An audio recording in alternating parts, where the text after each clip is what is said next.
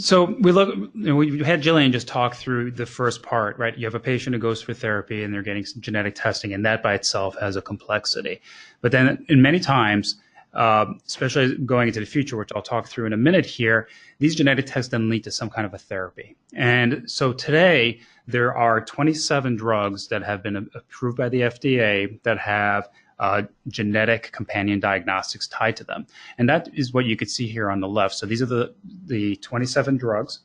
And what we did is we broke them out by those that are typically covered under pharmacy versus medical benefit.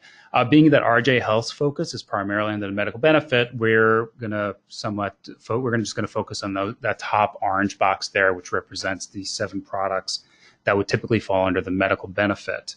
Now, what's interesting here is each line represents the number of the actual diagnostics that are approved by the FDA, Companion Diagnostics.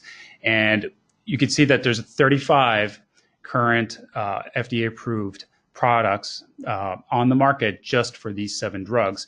If I was to show you the flip side, on the pharmacy side, that number is twice as high.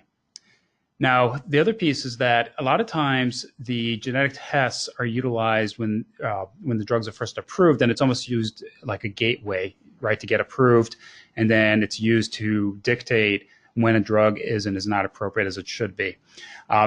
What ends up happening is because then the therapy is for very specific population size, as would be expected, you would think that these drugs cost more money, and that is what is represented on the right side here. So you can see for these 7 products, we went ahead and calculated, what would be the cost per treatment, and then what would be the annual cost for each one of these therapies. We based these calculations based off of a weight of 196 pounds if you have a desire to redo the calculation on your own, as well as we just used a standard dosing frequency and translated that to an annual basis. And what you can see is that you have drugs that are relatively, I guess, in comparison, inexpensive, like Erbitux, which will be around an annual cost of $21,000 for 7 cycles, up to drugs like Vectibix, which has 26 cycles on an annual basis, which can cost up to $185,000.